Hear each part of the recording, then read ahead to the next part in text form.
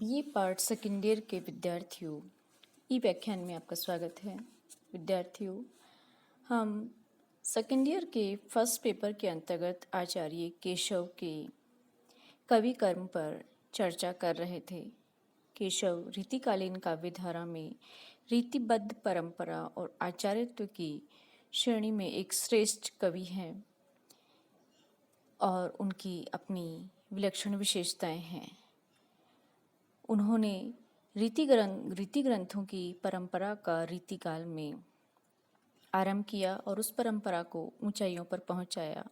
फिर भी केशव के कवित्व पर एक आरोप लगता है जो उन्हें कोई कठिन काव्य का प्रेत कहता है, कोई कहता है उन्हें कवि हृदय नहीं मिला था। तो अक्सर परीक्षाओं में केशव से संबंधित ये प्रश्न बनता है और आता है कि केशव को कवि हृदय नहीं मिला था, सिद्ध कीजिए, या केशव को कठिन काव्य का प्रेत कहा जाता है तो क्यों कहा जाता है। आज हम इस विषय पर चर्चा करेंगे और मैं आशा करती हूँ कि आप इस बात को समझेंगे और लाभान्वित होंगे। विद्यार्थियों, केशव की कविता में पांडित्य का प्राधान्य है, इसीलिए उसमें प्राय सहृदयता के स्थान पे बौद्धिकता के दर्शन होते हैं, भावुकता के स्थान पे हृदयहीनता के दर्शन होते हैं, और वहाँ सरलता और सरसता के स्थान पे नीरसता है, क्लिष्टता है। केशव के इस पांडित्य प्रदर्शन की प्रवृत्ति के अपने कारण हैं। कहा जाता है कि केशव के कुल के जो पशु पक्षी तक थे वे संस्कृत में बात करते थे और उनको भाषा में या ब्रज भाषा में कविता करने पर लज्जा आती थी, तो अपनी उस लज्जा के आवरण को कहीं न कहीं भरपाई करने के लिए उन्होंने इस काठिन्य का प्रयोग किया कि उनकी कविता सरस और सरल न रहे। आचार्य शुक्ल ने तो केशवदास के पांडित्य प्रदर्शन को देखकर यहाँ तक कह दिया कि केशव को कवि हृदय नहीं मिला था। उनमें वह सहृदयता और वह भावुकता नहीं थी जो एक कवि में होनी चाहिए। वे संस्कृत साहित्य से सामग्री लेकर अपने पांडित्य और रचना कौशल की धाक जमाना चाहते थे, पर इस कार्य में सफलता प्राप्त करने के लिए भाषा पर जैसा अधिकार प्राप्त होना चाहिए था वैसा उन्हें प्राप्त न था। इसी बात को आचार्य श्याम सुंदर दास ने भी इस ढंग से लिखा है। उन्होंने कहा है कि श्रृंगार के वर्णन में ही पांडित्य प्रदर्शन की रुचि, चमत्कार विधान की प्रेरणा और श्रृंगार के नंगे दृश्यों को अंकित करने के आनंद की भावना ने केशव को काव्योचित कल्पना, संयम और धार्मिकता से काम नहीं लेने दिया। उनकी रुचि क्लिष्ट कल्पना की ओर थी। श्रृंगार को छोड़कर करुण से करुण दृश्य केशव के हृदय को नहीं पिघला सके थे। ऐसे समय में भी उनकी आंखें अलंकार वैचित्र्य की ओर ही लगी रही। तो इन कथनों से हम देखते हैं, पता लगता है, स्पष्ट होता है कि केशव की कविता पर जो क्लिष्टता, हृदयहीनता और सरसता के जो आरोप लगाए गए हैं उसका कारण है पांडित्य प्रदर्शन में रुचि और चमत्कार प्रदर्शन या चमत्कार विधान की प्रेरणा, जो संपूर्ण रीतिकाल की एक विशेष प्रवृत्ति थी। वैसे केशव की कविता वनी में श्लेष और यमक के ऐसे झाड़ झंखाड़ विद्यमान हैं जिन्हें देखकर अच्छे अच्छे विद्वानों के हौसले भी पस्त हो जाते हैं।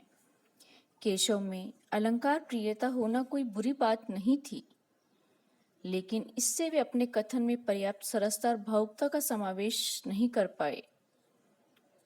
भावानुकूल अलंकारों का प्रयोग करके प्राय महाकवि अपने कथन में वैचित्र्य की स्थापना करके सरसता का संचार करते हैं, किंतु केशव ने उन अलंकारों को अधिक अपनाया जहां शब्दों में खिलवाड़ का प्राधान्य होता है, जो हृदय की अपेक्षा बुद्धि को खुरच खुरच करके अधिक लिखे गए हैं, जिनमें शब्दाडंबर और कृत्रिमता अधिक होती है।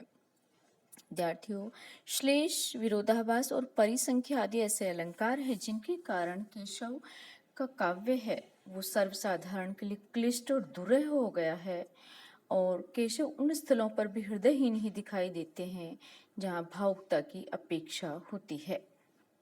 उदाहरण के रूप में केशव ने वर्षा वर्णन में कहा है, वर्षा वर्णन के लिए उन्होंने वर्णन किया है, भोहे सुरचाप चारु प्रमोदित पयोधर वाला कवित्व हम देख सकते हैं, जिसमें केशव ने अपने पांडित्य का प्रदर्शन करने के लिए कलिका और वर्षा में संबंधित ऐसे पद रखे हैं जो द्वयार्थक हैं और जिनको तोड़ मरोड़ कर ही कलिका और वर्षा के पक्ष में अर्थ लगाया जा सकता है। इसके लिए अच्छे अच्छे विद्वानों को भी घुटने टेकने पड़ते हैं।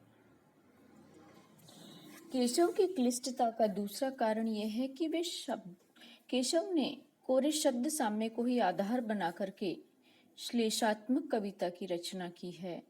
शब्दों से खिलवाड़ के अतिरिक्त वहाँ भावुकता और सरसता नहीं है। इसके लिए एक उदाहरण देखिए, पांडव की प्रतिमा सम लेखो, अर्जुन भीम सहमति देखो।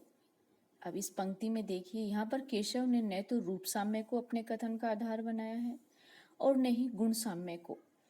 श्लेष भी हुआ तो भला कैसे, और न ही क्रिया साम्य के आधार पर ही उक्ति लिखी है, अपितु कोरे शब्द साम्य को अपना करके दंडक वन्नी को पांडवों की प्रतिमा के समान बताया है। क्योंकि पांडवों में जैसे अर्जुन और भीम थे, वैसे ही दंडक वन में अर्जुन कक्कुब नामक वृक्ष तथा भीम अम्लेत के पेड़ वहां विद्यमान थे। अब इस तरह का वर्णन कोरा शब्द जाल बनकर के रह जाता है। कहीं कहीं केशव विरोधाभास के चक्कर में पड़कर भी अपने काव्य की सरसता, सहजता और सरलता को खो दे देते हैं और वहाँ क्लिष्टता आ जाती है। उदाहरण के लिए गोदावरी का वर्णन लिया जा सकता है, जहाँ पर विस्मय यह गोदावरी अमृतन को फल देती, केशव जीवन हार की दुख अशेष हर लेती। कहकर केशव ने गोदावरी को विस्मय कहकर भी अमृत फल देने वाली कहा है। इसमें विष शब्द का प्रयोग जल के लिए किया गया है, किंतु केशव के इस अर्थ तक पहुंचना बड़ा ही कठिन कार्य है। उसकी केशव के काव्य की क्लिष्टता का एक और कारण है परिसंख्य अलंकार का प्रयोग। परिसंख्य अलंकार के द्वारा केशव ने अपने पांडित्य का तो खूब प्रदर्शन किया, किंतु उसमें न तो सरसता है और न ही प्रभावात्मकता है। हाँ, इतना अवश्य है कि केशव के पांडित्य की धाक प्रत्येक विद्वान को स्वीकार करनी पड़ती है। इस बात को भी एक उदाहरण के द्वारा जाना जा सकता है। मूलन की ही जहां अधोगति केशव गाइये, होम हुतासन धूम नगर एके मलिनाइये। दुर्गति दुर्गन ही की जो कुटुल गति सरितन ही में, श्रीफल को अभिलाष प्रकट कवि कुल के जी में। तो यहाँ पर देखते हैं कि परिसंख्य अलंकार चमत्कार प्रदर्शन के कारण काव्यात्मक सरसता का गला घोट दिया जाता है। केशव की क्लिष्ट कल्पना के कारण भी काव्यगत सहजता और सरसता नष्ट हो गई है। वहाँ केशव की क्लिष्टता के कारण हृदयहीनता को ही जन्म दिया है। क्लिष्ट कल्पना कई स्थानों पर दिखाई देती है, जैसे अयोध्या को देवपुरी के समान बताने के लिए केशव ने कवि कुल विद्याधर सकल कलाधर राज वर वेश बने कहते हुए उन्होंने श्लेष और मुद्रा अलंकार की अद्भुत कल्पना की है। साथ ही क्लिष्ट कल्पना के कारण गुण धुरजटी बन पंचवटी कह करके केशव ने पंचवटी के सहज प्राकृतिक सौंदर्य के स्थान पे उसे शिवमूर्ति के समान अद्भुत और अजीब बना दिया है। इसी प्रकार केशव को प्रातःकालीन बाल रवि की जो कल्पना है, उसको भी उन्होंने लाल मुख का बंदर ही बताया है। उन्होंने कहा, क्योंकि चढ़्यो गगन तरु धाई, दिनकर बानर अरुण मुख कीन्यो झुकी जहराय सकल। तारका कुसुम बिन कहकर केशव ने सूर्य को भी पूर्णतया बंदर की चेष्टाएं करते हुए अंकित किया है। तो इन सब हम उदाहरणों से, इन सब अलंकारों के प्रयोग के आधिक्य के कारण हम केशव को कठिन काव्य का प्रेत कह सकते हैं, या वहाँ एक जो कवि हृदय की कोमलता, सरसता और मार्मिकता होती है वो वहाँ विद्यमान नहीं है। लेकिन विद्यार्थियों, ये बात पूर्ण रूप से अक्षर से सत्य नहीं है। ऐसा नहीं है कि केशव के काव्य में हमें सहृदयता के दर्शन नहीं होते।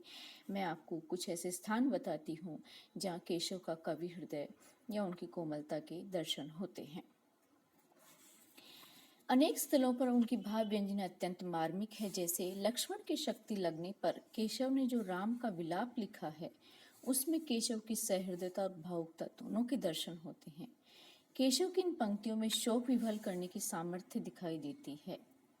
लक्ष्मण राम जहां अवलोके, नैनंत रहो जल रोके, बारक लक्ष्मण मोहि विलोकी, मोह कहे प्राण चले तजी रोके। हाँ सुमिरो गुण केतिक तेरे, सोदर पुत्र सहायक मेरे, लोचन बाण तुही धनु मेरो, तू बल विक्रम बारक हेरो। दूसरे केशव की भावुकता और सहृदयता वात्सल्यपूर्ण करुणा का चित्र अंकित करने में दृष्टिगोचर होता है। जिस समय विश्वामित्र राम और लक्ष्मण को अपने साथ लेकर चलते हैं, उस समय हृदय द्रावक चित्र को अंकित करते हुए केशव ने अपनी सहृदयता का अच्छा परिचय दिया है। केशव ने सीता हरण के समय भी राम के शोक का जो वर्णन किया है, उसमें पाठकों के हृदय को विह्वल करने की क्षमता दिखाई देती है। राम मारीच को मारकर जैसे अपनी कुटी पर लौटते हैं और सीता को कुटिया में नहीं देखते, संशय और संदेह में डूब जाते हैं, वहां केशव ने राम की उस तर्क वितर्क पूर्ण संदेहावस्था का बड़ा ही मर्मस्पर्शी चित्रण किया है। राम लक्ष्मण से कहते हैं, निज देखो नहीं तुम गीत ही सीत ही, कारण कौन कहा अब ही, अति मोहित के बन मांझ गई, सुर मारग सो मृग मारियो जाही, कटु बात कछु तुम जो कही, आई किंदो के ही त्रास दुराई रही, अब है ये पर्ण कुटी किंधो, और किंधो यह लक्ष्मण होई नहीं। इसी भांति विद्यार्थियों, हम देखते हैं कि केशव दास ने वियोग, जो उनकी कवि प्रिया है, वहां भी वियोग के कई चित्र अंकित किए हैं, जिसमें से प्रिय से वियुक्त नायिका की आंखों में वर्षा से होड़ लगा रखी है, सांसों के साथ रात्रि भी बढ़ती जा रही है, हंस हंसिनी के समान लुप्त हो गई है, नींद क्षण भर में बिजली के समान आती है और फिर न जाने कहाँ चली जाती है। वह पपीहे की भांति दिन रात पी पी रटती रहती है और उसका शरीर आग के बिना ही विरह के ताप से संतप्त हो रहा है। केशव की सरसता और सहृदयता के समन्वित चित्र का उदाहरण एक ये भी प्रस्तुत है। मेह है कि सखी आंसू उसासनी मत, साथ निसासु विसासनी बाड़ी, हासी होई उड़ी हंसनी जो, चपला सम नींद नहीं पति काड़ी, चातकी जो प्यू प्यू रटे, चढ़ी चाप तरंगनी स्यो जो तनगाड़ी, केशव वा की दशा सुनी हो, अब अग्नि बिना हो अंग अंगन डाड़ी। तो सारांश ये है कि केशव दास की रामचंद्रिका में भले ही सरस और मार्मिक स्थलों का अभाव हो, किंतु जो उनकी रसिक प्रिया और कवि प्रिया में ऐसे अनेक स्थल भी मिल जाते हैं